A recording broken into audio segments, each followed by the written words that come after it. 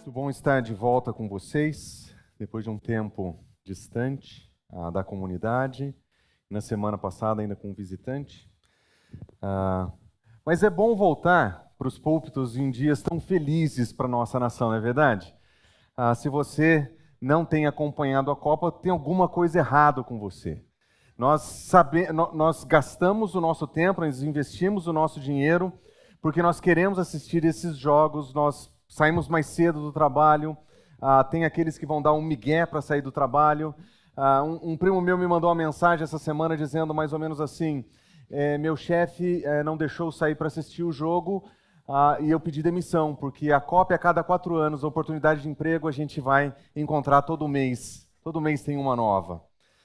E é bom ver que a gente consegue ser unido por alguma coisa. Depois de um ano tão dividido que a gente passou, onde nós vimos basicamente a nação se degladiando, nós finalmente chegamos num lugar onde a gente parece que concorda, consegue se unir, consegue ter o mesmo foco. Até o Neymar se machucar. Porque agora nós temos 2 grandes grupos no Brasil. Nós temos aqueles que dizem que o Neymar tem que voltar logo e aqueles que dizem que o Neymar não tem que voltar mais. Aliás, é tão difícil ser unido que o primeiro grupo tem 3 opiniões. Tem aqueles que dizem que ele tem que voltar no próximo jogo, tem aqueles que dizem que ele tem que voltar só no jogo de sexta-feira, e tem aqueles que dizem que tem que poupá-lo para as oitavas. Nós não conseguimos nem nos unir quando o assunto é futebol. Imagina quando os assuntos são mais sérios. Talvez a exceção para tudo isso seja a igreja. Afinal de contas, Jesus Cristo é o centro de tudo o que há. Jesus Cristo é o centro da igreja, não é verdade? E porque Jesus Cristo é o centro da igreja, logicamente não existe nenhum tipo de divisão dentro da igreja. Bom, exceto as denominações, né? E as divisões dentro das denominações, ou talvez... Mas não na nossa comunidade, não é verdade? Na nossa comunidade não. Aqui, Jesus Cristo é o centro aqui de tudo o que há, e a gente aqui está unido nessa centralidade de Cristo, nós nos amamos, nós andamos abraçados, nós cantamos Kumbaya em volta da fogueira, e aqui não tem esse problema. Também não é verdade. A verdade é que, por alguma razão, apesar de nós termos claras convicções a respeito da centralidade de Cristo e do seu senhorio sobre a igreja, e temos claras convicções de que a nossa unidade não está em nenhuma outra coisa senão Cristo Jesus, nós ainda enfrentamos problemas de divisão. Esse não é um problema nosso, esse é um problema da igreja, esse é um problema da história da igreja. A dificuldade que nós temos, mesmo sabendo as respostas corretas para as perguntas, mesmo conhecendo os aspectos verdadeiros e corretos da doutrina, nós ainda assim conseguimos nos dividir. E Tiago, no texto que nós vamos ler hoje, ele vai apresentar um dos problemas, ou com um pouco mais de clareza, um dos problemas que ele já mencionou no passado. Ele fala sobre os problemas que essa comunidade tem. Eles têm divisões internas. Nós vimos que as questões sociais para aquela igreja eram problemas muito fortes. Nós vimos que os irmãos ricos e os irmãos pobres estavam tendo problemas naquela comunidade, e nós vimos que Tiago ele propõe que o centro, o ponto de encontro daqueles irmãos não fossem o seu status social, não fosse o seu ambiente social, mas a sua identidade em Cristo Jesus e o fato de que eles são irmãos. Mas depois de apresentar o princípio da irmandade dessa comunidade, da centralidade de Cristo Jesus, Tiago vai nos contar uma história muito interessante a partir do capítulo 2.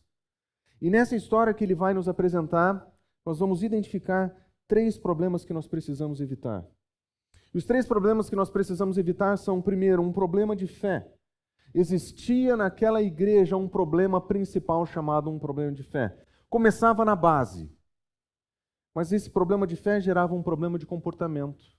E esse problema de comportamento demonstrava um problema que existia no coração desses irmãos.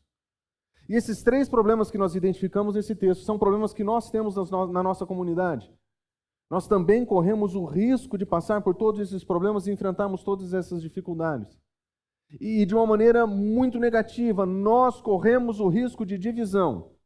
Nós corremos o risco da facção e do partidarismo, se nós não observarmos esses 3 problemas e se nós não evitarmos esses 3 problemas. Por isso, antes de começarmos o nosso estudo de hoje, eu gostaria de orar com vocês. Porque hoje nós vamos ler um texto que, mais uma vez, vai confrontar aspectos muito profundos do nosso coração e do nosso comportamento. E se o nosso desejo é ser uma igreja que anda de acordo com os ensinos de Cristo Jesus, nós precisaremos prestar atenção nesses problemas. Vamos orar? Senhor Deus, nós estamos novamente diante do Senhor com a Tua palavra aberta, pedindo para que o Senhor fale ao nosso coração. Sabemos que o que nós encontramos nesse texto, Senhor, é palavra viva, é palavra que traz vida. Nós sabemos que essa é a palavra da verdade. Nós sabemos, Senhor, que esse é o texto que o Senhor nos deu para estudarmos nessa manhã. E por isso, Senhor, nós pedimos que a verdade expressa no seu texto e os princípios de sabedoria que nós extraímos dela, Senhor, que eles sejam confrontadores ao nosso coração. E que o Senhor trate as nossas vidas com a Tua palavra. É isso que nós pedimos, Senhor, em nome de Jesus. Amém. O primeiro grande problema da comunidade de Tiago, você pode abrir Tiago capítulo 2, versículo 1. O grande problema que eles tinham era um problema fundamental, era um problema de fé. Tudo começava com uma questão de fé. O modo como Tiago inicia, inclusive o versículo 1, é tão bonito e difícil de entender que nós precisaríamos de muito tempo só para lidar com esse versículo. Mas se nós pudéssemos observar pontos que são fundamentais aqui, em primeiro lugar nós veríamos o seguinte, ele diz assim: meus irmãos e irmãs, não vivam a fé do nosso Senhor Jesus Cristo glorioso com parcialidade. Se você observar o seu texto, você vai talvez perceber que existem diferentes traduções desse texto. Algumas versões mais antigas vão dizer não tenham a fé do nosso Senhor, outras vão dizer como crentes no Senhor Jesus Cristo, e tantas outras considerações. Mas o que parece é que nesse texto o apóstolo está nos mostrando um problema fundamental nesses irmãos. Eles são cristãos, eles receberam a palavra da verdade, eles receberam o evangelho da salvação, eles vivem como comunidade de Cristo Jesus. Mas a fé de Jesus Cristo, isso é, os ensinos de Jesus Cristo naquela comunidade, eles estavam sendo experimentados de uma maneira equivocada. A fé no nosso Senhor Jesus Cristo não é a fé que o nosso Senhor Jesus Cristo tem, é a fé que o nosso Senhor Jesus Cristo transmite. E aquilo que Ele transmite estava sendo recebido de maneira indevida. Mas observe o modo como Tiago vai apresentar o nosso Senhor. Ele chama Jesus Cristo de Senhor. Nós sabemos que esse é um título usado no Novo Testamento diversas vezes para o próprio Deus. Mas no Antigo Testamento isso era uma afirmação muito clara, uma terminologia usada para descrever o próprio Deus. O Deus de Israel era chamado de Senhor. E ele está dizendo que Cristo Jesus, ele tinha a sua pessoa exaltada, ele era Senhor. E para deixar ainda mais claro o senhorio de Cristo Jesus, ele diz, ele é aquele que é glorioso, ele é o glorioso. Ele é o Senhor da glória, em outras traduções. Tanto o Senhor quanto glorioso. A verdade é que Tiago está demonstrando que a origem dos ensinamentos que definem a fé cristã estão alicerçadas naquele que é o centro de tudo o que há, que é a origem de todos os princípios da comunidade. E que esse que é a origem e o princípio de todas as coisas, ele é Senhor sobre todas as coisas, ele é glorioso. E é muito interessante que na mentalidade hebraica, kavod, a glória de Deus é algo pesado, é algo que apresenta poder, imponência, beleza. No Antigo Testamento, a glória de Deus era vista assim. A glória de Deus era manifesta assim. Mas, eventualmente, essa terminologia descreviam pessoas de autoridade. Elas eram pessoas que, no nosso português, nós chamaríamos de pessoas de peso. Não pesadas, de peso. Pessoas que têm autoridade. E quando você monta uma equipe, né, e você chama alguém de peso para dar uma palestra, você chama alguém que tem autoridade. Kavod, em hebraico, seria esse poder, essa beleza, essa grandeza que o Antigo Testamento atribui ao próprio Deus. Ele está dizendo, o ensino que nós temos vem daquele que é Deus e daquele que é grande, que é exaltado, que está acima de todas as pessoas. Mas quando nós lembramos do ensino do Novo Testamento, esse que é superior, esse que é exaltado, esse que é glorioso, esse que é grande, é descrito como aquele que se faz servo, se faz escravo. Paulo diz o seguinte em Filipenses capítulo 2, seja a atitude de vocês a mesma de Cristo Jesus, que, embora sendo Deus, toda a autoridade ele tem, todo o poder ele tem a posição mais exaltada. Se existe uma diferença de status, aqui está a principal diferença. Ele transcende aquilo que nós chamamos de divindade, ele é Deus, nós somos criaturas. Mas ele, sendo Deus, ele não considerou que o ser igual a Deus era algo que ele deveria pegar-se, mas ele se esvaziou e ele se tornou servo semelhante aos homens. Esse que estava acima de tudo e de todos, ele se faz servo e ele habita entre nós. Esse Senhor de todas as coisas, o Criador do universo, é encontrado nos últimos dias aqui na terra, com uma toalha aos ombros e uma bacia, lavando o pé dos seus discípulos, porque embora sendo Deus, ele não julgou que isso era algo que ele deveria se apegar, mas ele veio ser servo. E ele diz, eu vim para servir. A maior posição, aquele que tem a maior posição, servindo como o menor. Aliás, de outra forma, falando sobre questões econômicas na comunidade, Paulo vai dizer o seguinte, vocês conhecem a graça do nosso Senhor Jesus Cristo, que, sendo rico, se fez pobre por amor de vocês. Poder, status, riqueza, grandeza, sendo apresentados como pobreza, humildade, sem status. A fé que nós temos no nosso Senhor Jesus Cristo é esse, que não se importa com os status, com grandeza, com sua posição, mas ele se humilha e serve. Ele se humilha e serve.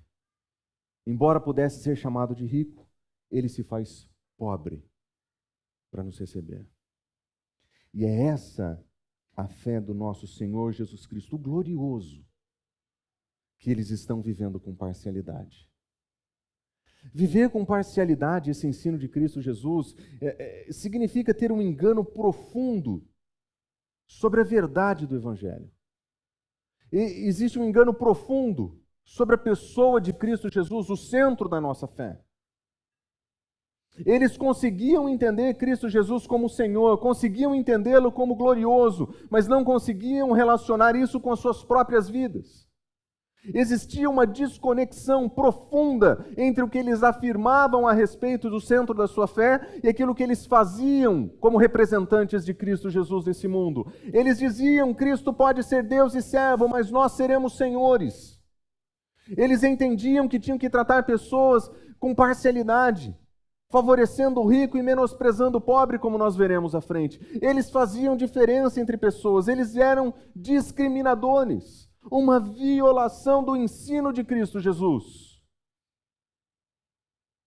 O que sugere que no início de toda divisão comunitária existe um problema fundamental de fé. Uma desconexão entre o que se acredita e o que se faz. Esse curto-circuito entre crença e prática da fé é o ponto de partida para a ruptura da comunidade. Nós acreditamos que o ser humano, ele foi criado à imagem de Deus e tem dignidade intrínseca. E nós gritamos isso com pulmões cheios quando nós falamos de recém-nascidos ou quando nós falamos de crianças não nascidas na nossa oposição ao aborto, porque eles são dignos da mesma dignidade que nós, porque eles foram criados à imagem de Deus. Mas nós somos bem silentes quando os problemas são outros. Nós acreditamos que Jesus Cristo nos deu o exemplo de humildade e servidão. Ele nos deu o exemplo de que nós não podemos fazer divisão de pessoas porque Ele não faz divisão de pessoas. Mas nós fazemos. E esse atrito, esse conflito, esse curto-circuito entre as nossas crenças e as nossas práticas é que dividem a igreja. Se nós fizermos um quiz, uma prova valendo ponto, é possível que você tire nota 10 sobre quais são os principais pontos para a unidade da igreja. Mas quanto dessa fé você tem colocado em prática? O quanto essa crença tem invadido o seu comportamento? Porque se nós voltarmos para o Antigo Testamento, nós vamos descobrir o seguinte: o nosso Deus, observe quantas vezes Deus é apresentado nesse texto. O Senhor, o seu Deus, Deus dos deuses, soberano dos soberanos, o grande Deus, esse poderoso e temível, ele não age com parcialidade. O que significa que esses irmãos, para quem Tiago escreve, eles tinham um problema terrível de fé, porque eles estavam vivendo como seguidores de Cristo Jesus, eles estavam vivendo como representantes da verdade de Deus, sem representá-lo como quem ele é. Ele não tem parcialidade. Ele não faz distinção de pessoas, nem aceita suborno. E por todo o Antigo Testamento nós vamos perceber que é exatamente assim que o nosso Deus é. No Novo Testamento, nós vamos observar Paulo falando com os senhores. Ele diz: tratem os seus escravos da mesma forma, não ameacem, uma vez que vocês sabem que o Senhor deles e o de vocês está nos céus. Vocês não são senhores. Na igreja vocês perderam o seu título de Senhor. Quem é Senhor aqui é Cristo Jesus, o Senhor, o glorioso. E Ele não faz acepção de pessoas. Quando nós olhamos para o ensino das Escrituras, nós vemos que Deus não faz acepção de pessoas. Cristo Jesus não faz acepção de pessoas.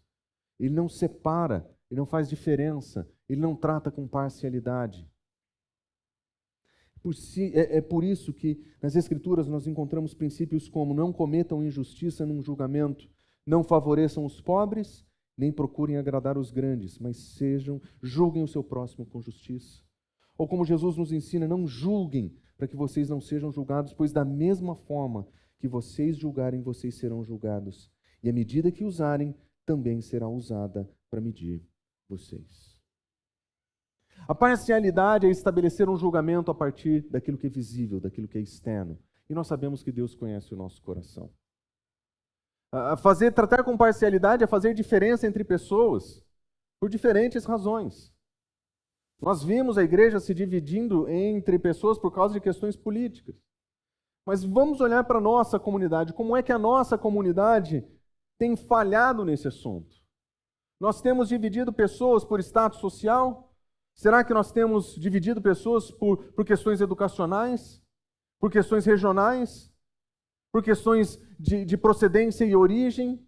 De perspectivas religiosas? O que é que nós temos violado do ensino de Cristo Jesus, que pode ser um empecilho para a unidade dessa igreja?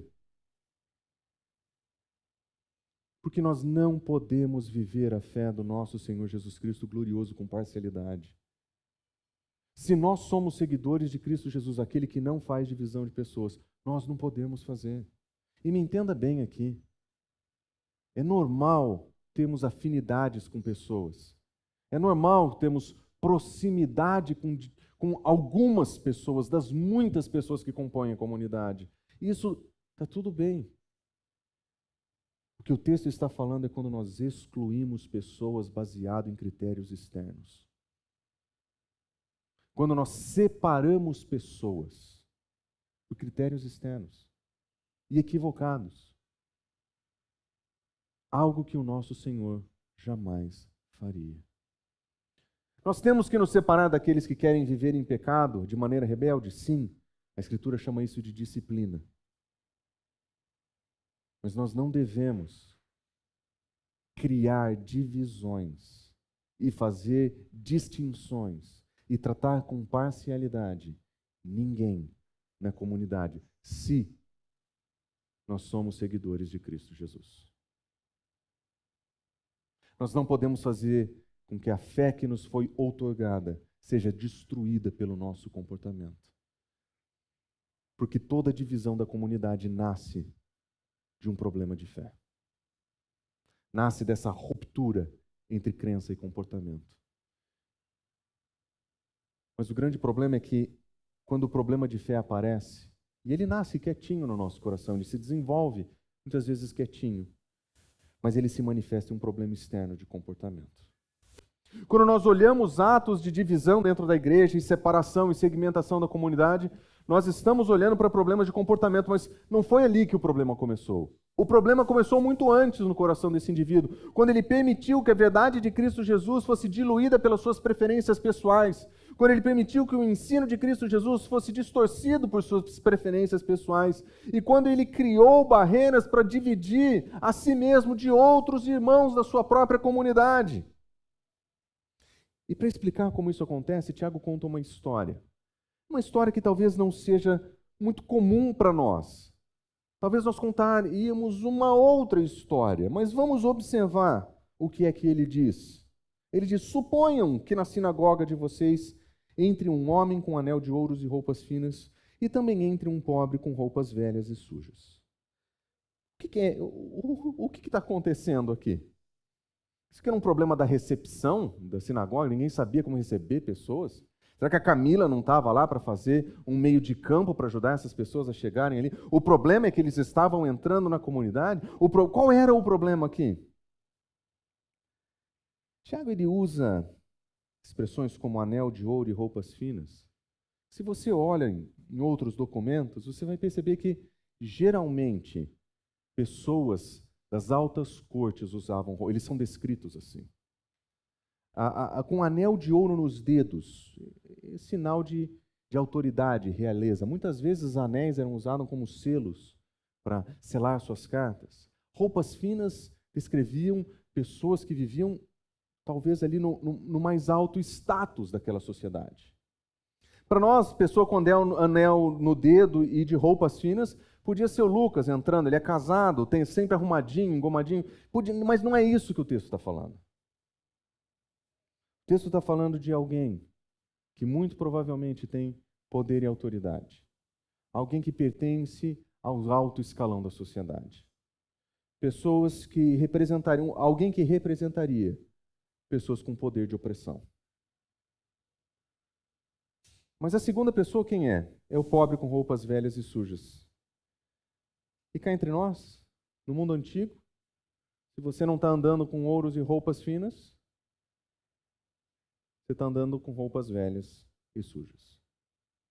Sujas talvez não, porque talvez alguém tenha toque e lavasse com mais frequência, mas o texto descreve o extremo oposto. Talvez o ponto mais alto e o ponto mais baixo. Uma sociedade fragmentada por estado social, eles estão descrevendo os extremos. Esse cenário é hipotético. É possível que essas pessoas frequentassem a comunidade? É possível.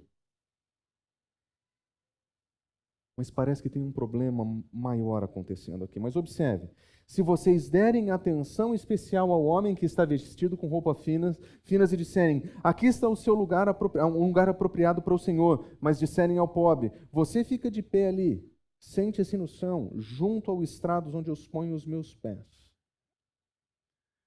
Essa aqui era a recepção da igreja para a qual Tiago está descrevendo essas pessoas. Eles estão entrando e estão sendo separados. O rico está sendo preferido, o pobre está sendo preterido. O exemplo que Tiago dá oferece exatamente o ponto que ele apresenta no versículo 1.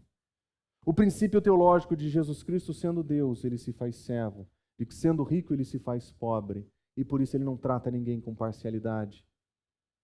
Mas esses irmãos, nesse cenário hipotético, estariam fazendo exatamente o mesmo. Nos nossos dias, talvez nós contaríamos de uma maneira diferente. Talvez, se nós pudéssemos narrar a entrada de alguém na comunidade da fé, nós diríamos que entrariam na igreja alguém com roupas tipo terno e gravata.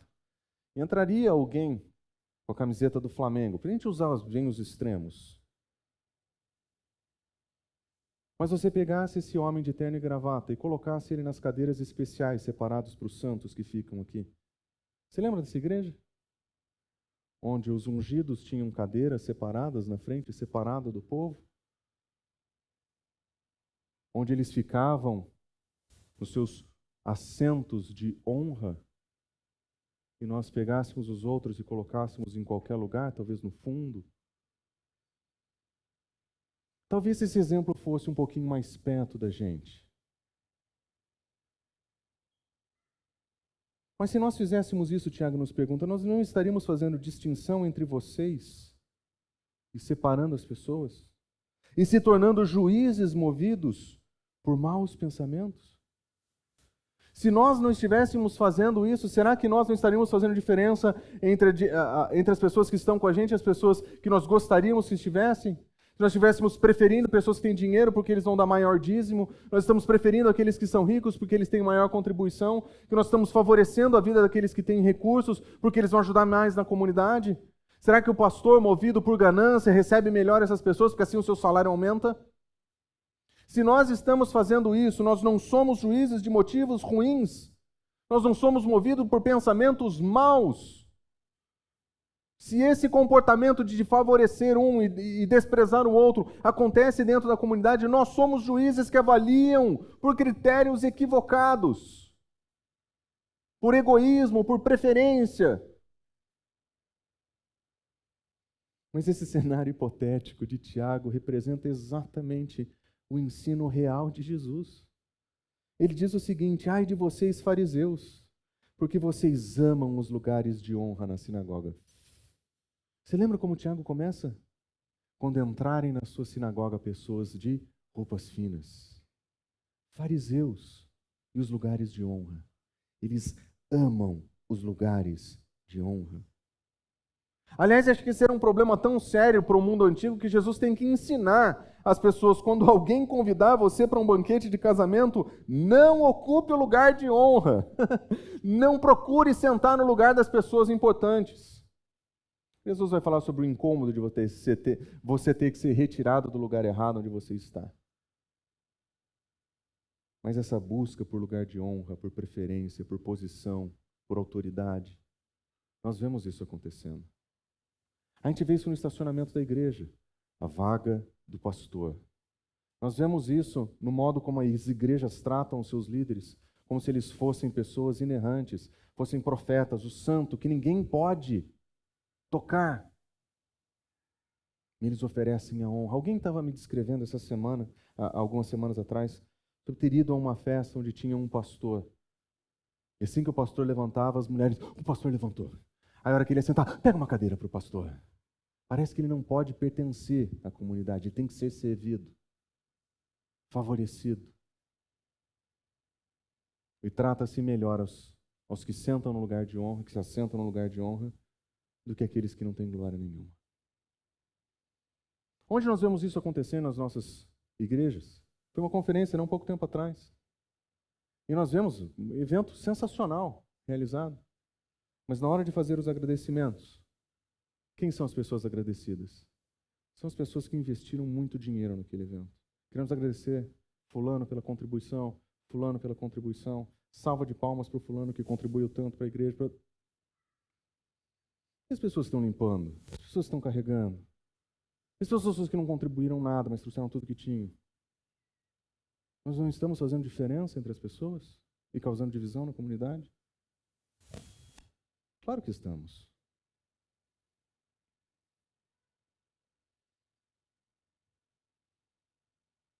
Mas esses aqui não são os piores problemas, não é verdade? Os piores problemas, eles acontecem quando nós restringimos a presença dessas pessoas. Nós podemos recebê-las bem aqui na igreja, porque cá entre nós, domingo de manhã é muito fácil ser gentil. Muito fácil ser gentil. Você chega na recepção, você é muito bem recebido. Você vai chegar dentro aqui dessa comunidade e todo mundo vai receber você, vai falar com você, vai ser legal. Mas deixa eu fazer uma pergunta para você. Quando foi a última vez que você levou alguém daqui para sua casa para almoçar com você? Quando foi a última vez que você abriu a sua casa para que as pessoas vissem quem você é e a casa? E aqui os problemas sociais são um problema para o cristianismo. Porque alguém vai dizer, minha casa é muito simples para receber fulano. Bobeira. Eu não vou trazer fulano para cá, ele não vai gostar de vir aqui. Bobeira.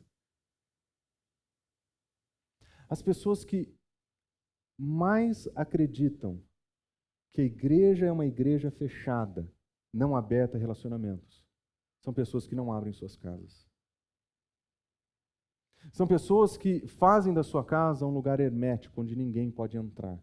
Mas ele espera que alguém seja gentil o suficiente para convidá-lo para sua casa. Ele diz: ninguém me convida para isso, ninguém me convida para aquilo, eu estou sendo preterido. Mas você já abriu a porta da sua casa? Você já convidou outras pessoas para sua casa? Ou você só vê o cisco que está no olho do teu irmão e não a trave que está no teu? As nossas divisões culturais são muito mais sutis. Nós acreditamos que algumas pessoas não podem entrar na nossa casa.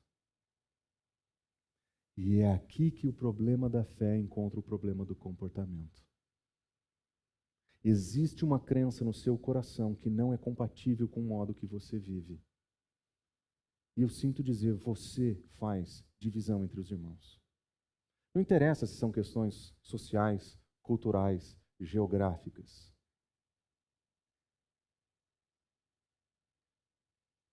Porque o problema da divisão, ele começa aqui no coração. O problema da divisão vai começar no coração. Sabe por quê? E como Tiago diz: ouçam, meus amados irmãos e irmãs, não escolheu Deus os que são pobres aos olhos do mundo, para serem ricos em fé e herdarem o reino que ele prometeu aos que o amam. No cenário onde os pobres estavam sendo preteridos, Tiago diz o seguinte: eles foram escolhidos pela mesma graça que vocês, e eles são herdeiros da mesma fé que vocês. Vocês não enxergam esse indivíduo por quem ele é. Vocês enxergam por aquilo que vocês veem. Vocês veem pobre, vocês veem sujo. Vocês não enxergam a graça gloriosa de Cristo Jesus habitando naquele indivíduo. Vocês não conseguem enxergar a beleza da redenção de Cristo Jesus naquele irmão. E porque vocês não conseguem enxergar a beleza da redenção de Cristo Jesus, vocês fazem divisão entre pessoas. Esse é o nosso problema. Nós não vemos irmãos redimidos pela mesma graça, herdeiros da mesma fé, que tem Cristo o mesmo centro. Nós vemos pobres, nós vemos distantes, nós vemos separados, e nós criamos barreiras para essas pessoas. Somos nós que fazemos isso. Nós construímos barreiras de separação que Jesus Cristo demoliu. Somos nós que separamos as pessoas. E nós precisamos entender que a receptividade da igreja, o abraço da igreja, o cuidado da igreja, começa na sua casa. E se você não abre a sua casa, você não permite que ninguém entre na sua vida, dificilmente você vai se sentir abraçado. E quem construiu esses muros foi você. E você, com a ajuda do Senhor, vai ter que derrubá-los. Nós precisamos olhar para os nossos irmãos como receptores da mesma graça que nós. Nós não somos melhores que ninguém. Nós não somos mais merecedores da graça que Jesus que ninguém. Nós não somos mais dignos da graça de Deus que ninguém. Somos todos pecadores redimidos e aqui nós nos encontramos todos iguais. Quando nós reconhecemos o nosso pecado e a centralidade de Cristo, nós somos todos iguais. Mas quando nós não enxergamos como Jesus enxerga, nós desprezamos aqueles de quem nós não gostamos. No caso da igreja a quem Tiago escreve, vocês têm desprezado o pobre. O problema deles era um problema social e pior, observe. Não são os ricos que oprimem vocês, não são eles que arrastam para os tribunais, não são eles que difamam o bom nome que vocês foi invocado. Ou seja, Tiago sai do exemplo hipotético, que tinha um bom tom de verdade, onde pessoas de status social, de poder e de autoridade, essas são as pessoas que estão oprimindo a igreja. Provavelmente representantes do império que perseguem a igreja. Eles que têm arrastado os cristãos para os tribunais, são eles que difamam o nome de Cristo Jesus. Em outras palavras, essa igreja tinha sido de tal forma contaminada com esse espírito de parcialidade, que eles preferiam aqueles que os oprimiam, que os levavam presos e que difamavam o nome de Cristo Jesus, do que os seus próprios irmãos. Esse era o nível de problema dessa comunidade. Um problema que nós precisamos evitar. Se nós tivermos a nossa fé alicerçada na Escritura, o nosso comportamento de acordo com a nossa fé e um coração pronto para ver as pessoas por quem Cristo vê.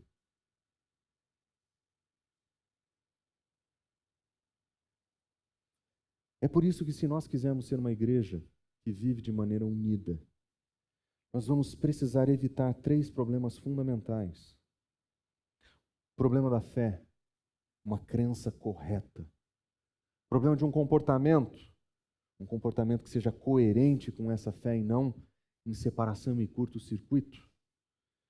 Mas nós precisaremos ter um coração que seja moldado para enxergar o que Cristo enxerga. Enxergar a graça de Cristo no outro, a salvação de Cristo no outro. Mas se nós lembrarmos do ensino de Tiago, aquilo que ele já nos fez até aqui, nós vamos voltar para o capítulo 1 e lembrar daquilo que ele diz. Ele diz, se algum de vocês tem falta, lembra que o propósito de Tiago é nos ensinar um caminho à maturidade. Ele diz que em Cristo Jesus nós temos tudo o que nós precisamos para vivermos uma vida sem falta nenhuma. Mas ele diz, mas se falta sabedoria, peça a Deus que a todos dá generosamente e sem restrição, lhe será concedida. Mas ele diz, peça com fé sem duvidar, porque aquele que duvida é semelhante à onda do mar, levada e agitada pelo vento. Não pense que tal pessoa receberá alguma coisa. É gente de mente dividida. Ela é instável em tudo o que faz. A mente dividida entre aquilo que crê e aquilo que faz é uma mente instável. E é uma vida que não vai prosperar. Ela vai amargar a tua experiência de vida cristã na comunidade e ela vai destruir a unidade da comunidade da fé. O que significa que, se nós não tratarmos a nossa falta de sabedoria, a nossa mente dividida, os nossos olhos e o nosso coração, para tratarmos as pessoas como coerdeiros em Cristo Jesus da mesma graça que nós vamos dividir a igreja e nós vamos afundá-la. Porque cá entre nós somos pecadores e nós temos esse potencial. Entretanto, nós não podemos viver a fé do nosso Senhor Jesus Cristo, o glorioso, com parcialidade entre pessoas. Nós temos em Cristo Jesus um ensino, nós temos em Cristo Jesus o exemplo, e nós temos de Tiago a exortação para vivermos uma vida em unidade e lutarmos contra a divisão. A pergunta que nós vamos precisar fazer então é: o que é que nós vamos fazer para preservar a unidade dessa igreja? Quando é que eu vou abrir o meu coração e a minha casa para que as pessoas possam se sentir parte e para que eu possa pertencer? Quando é que eu vou acolher? Quando é que eu vou estender a mão? Quando sou eu, vou abraçar. É isso que nós precisamos fazer para termos uma igreja unida. Vamos orar?